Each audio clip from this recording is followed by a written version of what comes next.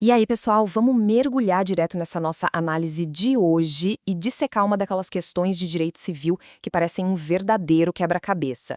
O nosso grande objetivo aqui é estabelecer com total clareza as fronteiras dos direitos reais de gozo e fruição. Especificamente, a gente vai focar no instituto super prático do nosso ordenamento, as servidões aparentes e, claro, as regras estritas que ditam como elas funcionam no mundo real.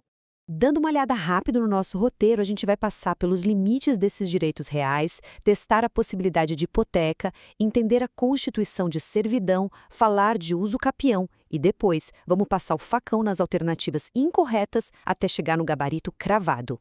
Olha só o nosso desafio central aqui na tela. A questão quer saber quais destes três fatos ou atos jurídicos podem legitimamente recair sobre as servidões aparentes. E o enunciado traz um detalhe que é a chave de tudo. Isso vale sejam elas contínuas ou descontínuas. Então, na nossa balança, a gente tem três itens para testar um por um: oferecimento em hipoteca, constituição de servidão e, por fim, a uso capião. Mas, antes da gente sair testando os itens, vamos dar um passo atrás. O que exatamente é uma servidão aparente? Pensa comigo. É um direito que, por sua própria natureza, deixa marcas físicas inegáveis. É algo que você consegue ver. Pode ser um aqueduto gigantesco rasgando o terreno, que seria uma servidão contínua, ou então um caminho de terra batida ou pavimentado que as pessoas usam todo dia, ilustrando uma servidão descontínua. Essa materialidade, esse rastro permanente, é exatamente o que a gente precisa ter em mente para matar essa questão. Beleza, vamos colocar o primeiro item à prova. Será que a gente consegue pegar uma servidão aparente e oferecer ela em hipoteca? A resposta, na verdade, está na ponta da língua do artigo 1473 do Código Civil. Esse artigo traz uma lista, um rol exaustivo e fechadinho de todos os bens que o ordenamento aceita como garantia de hipoteca. E, se a gente der uma boa lida nessa lista, tem uma ausência que grita aos olhos. A servidão simplesmente não está lá. Ela não faz parte desse clube. E por que o legislador deixou ela de fora? A lógica é brilhante. A servidão é um direito 100% acessório. Ela é como se fosse a sombra do imóvel principal, o nosso chamado prédio dominante. Ela não tem vida própria, não tem autonomia patrimonial para ser destacada e hipotecada sozinha.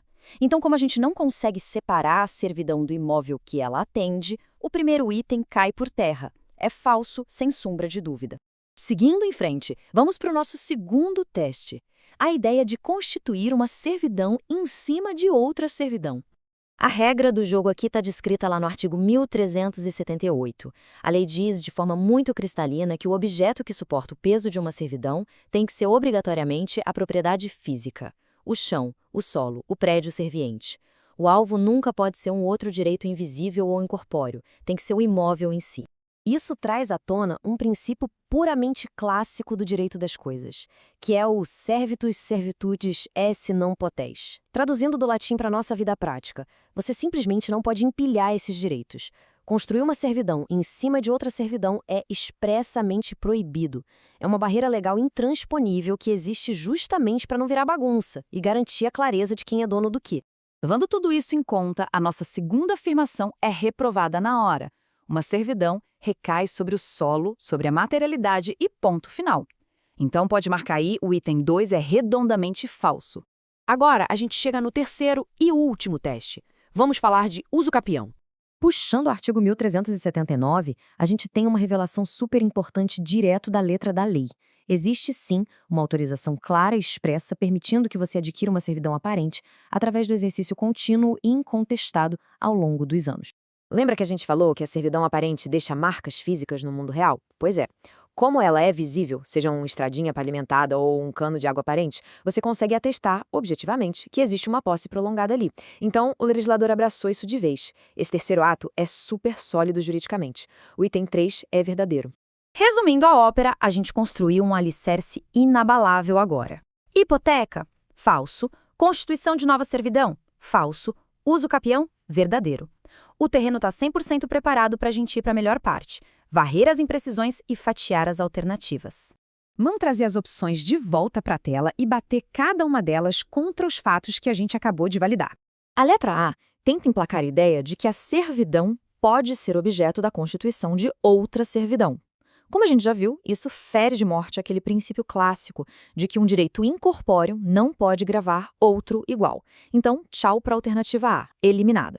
A letra C é pior ainda porque ela erra em dose dupla. Ela não só valida a sobreposição de servidões, como também tenta empurrar a hipótese da hipoteca goela abaixo, ignorando totalmente a natureza acessória desse direito. Totalmente descartada. O mesmo destino tem a alternativa D. Ela cai por terra porque insiste na historinha de que a servidão tem autonomia para ser oferecida sozinha como garantia de hipoteca.